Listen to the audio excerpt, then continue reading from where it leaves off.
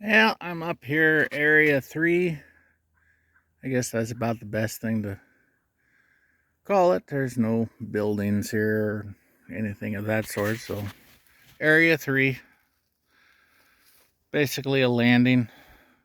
Once upon a time, many, many moons before I was around, Dad had our his first sawmill up here, but working on another project.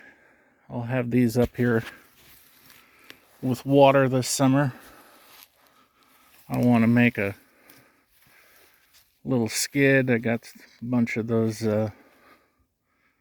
6x6s and make up a skid to sit them on, and then they're at least up off the ground.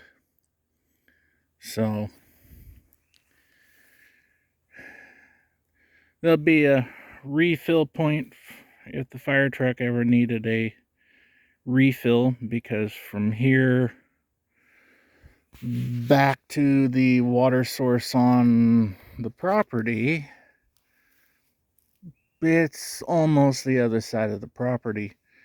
And whether you go to the house water garden hose or you go to the stream to pump out of the stream, it's about the same drive distance, other than the fact that obviously the gas-fired pump coming out of the stream would refill the tank faster than the garden hose from the house water. The house water is a full-blown gravity system. It's 14 psi static with about a 1,700 gallon reservoir, so it would be capable of filling a 500 gallon tank. But having this here, whether it would be to refill our fire truck or any ODF, Oregon Department of Forestry, because we're on the books with them. Their trucks actually only hold 300 gallons because the way that the law is written is if it's a mobile tank, you're only required to have 300 gallons. So if you're stationary, then you're required to have 500 gallons if you're stationary. And whether they're sitting there on the ground or it's on skids, I would call that stationary. So my goal is not to have an extra pump, an extra reel, and hose. This is purely replenishment, to replenish a firefighting piece of equipment that needs more water put into its tank, is the whole purpose behind this.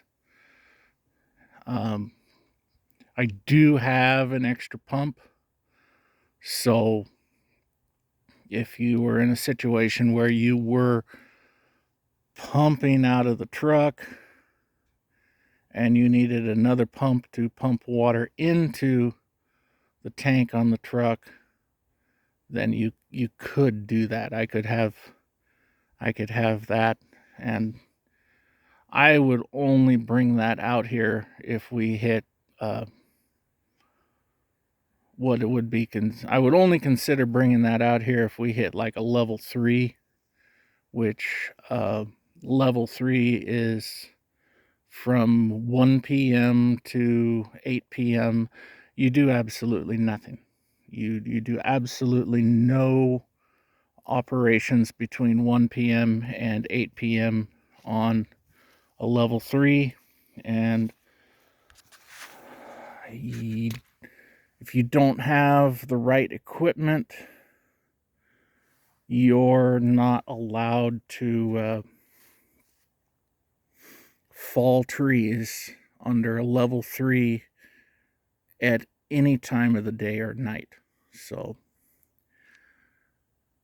and level 3 is also when they start amping up the fixed wing aircraft flyovers, literally just looking for fires on a level 3 every day. Level 1 and level 2, they don't do that. So yeah, these things are just as big up here as they are. You know, maybe that'll show it better.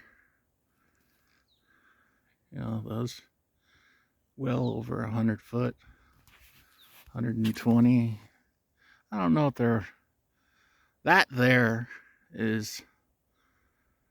I mean, if you look at it, you can see the difference between that one. That one there has had a number of trees falling around it, so it's lost a few limbs, so it looks a little different.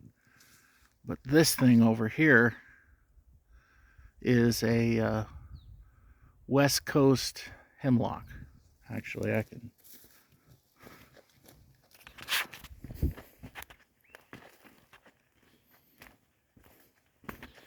Similar to a East Coast hemlock, but different. You can, well, that's the fresh growth coming out there. The needles, they kind of grow all the way around, but not like a fir.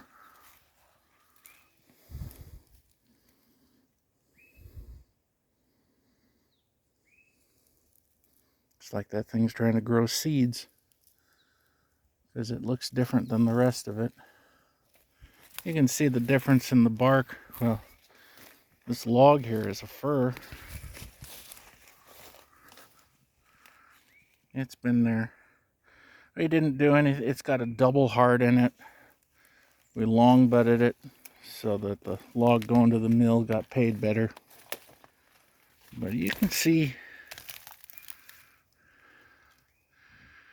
it's a hemlock, but it's different than the East Coast hemlock, that's for sure. Kind of turns red or just has a red color to it compared to the Douglas fir.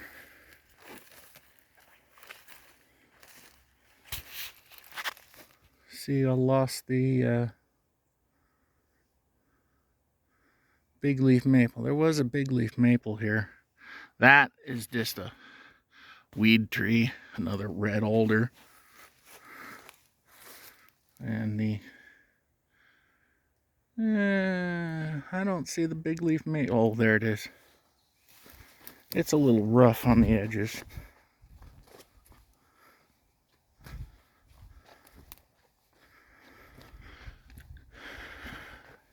Had a few things falling into it.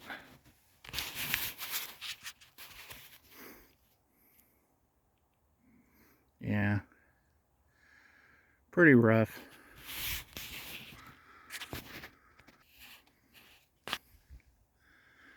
So anyway, another project. Take some of my, they're like 22, 24 foot long 6x6s, and just make up a skid and set them on the skid.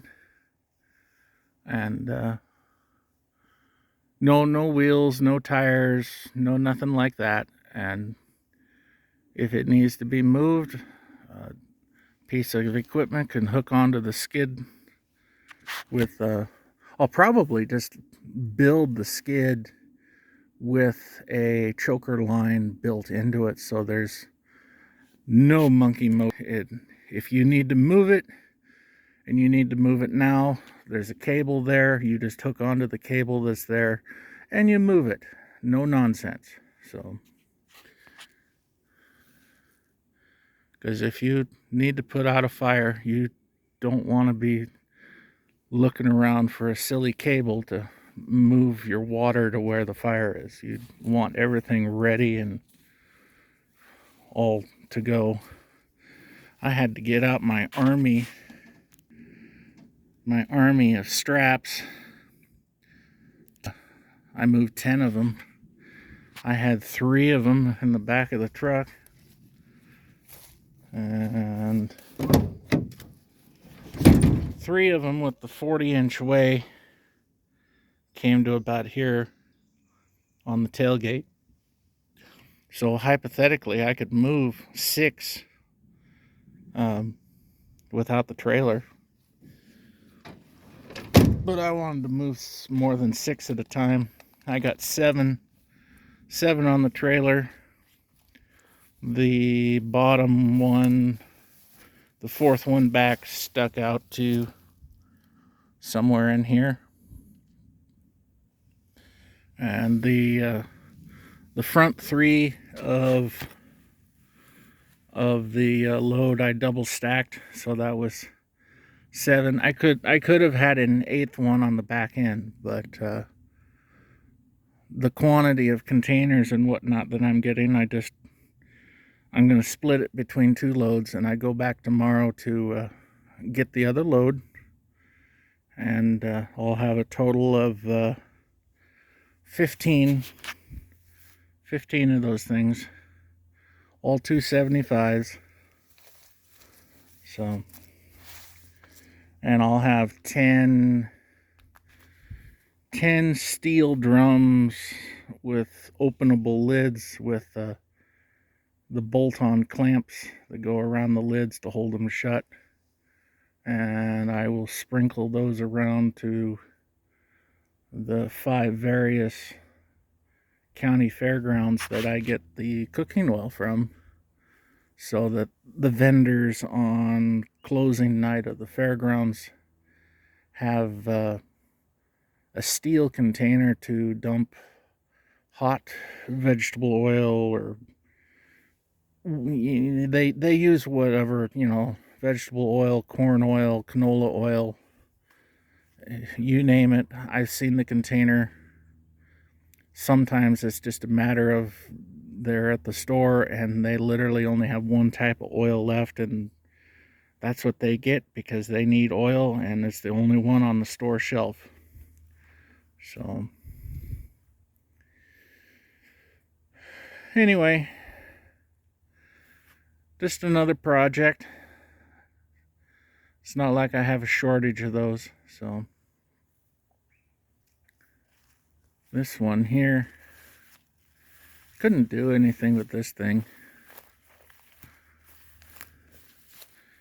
It hit the ground. It snapped it there.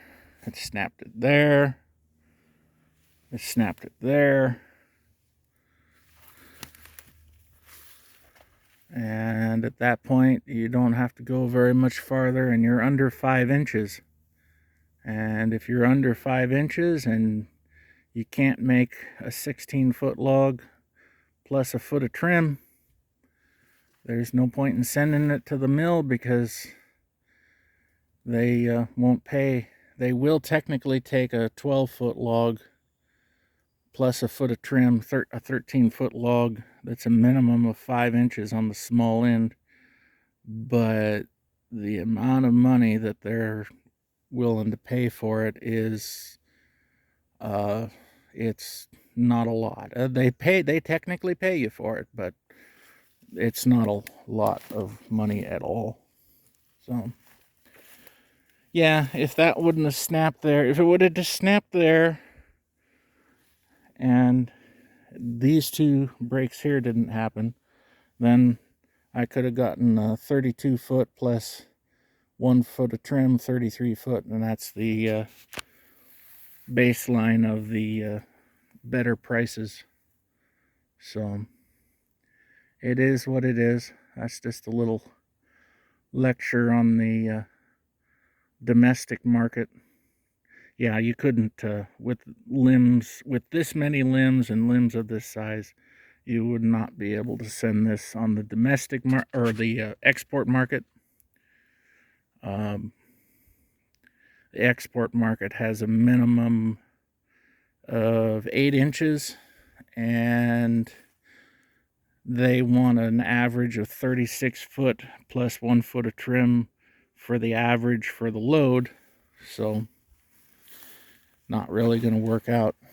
So it'll most likely heat the house or someone else's house in the community. Anyway, I will just keep jibber jabbering along here, but I think that's good for now. I can stand out here in the middle. See if I can make everybody dizzy. Ooh.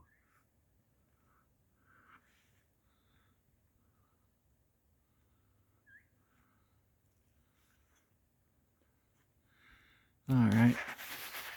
We can try it this way now. Ooh, I don't know if that's any better. That actually is kind of hard on my head.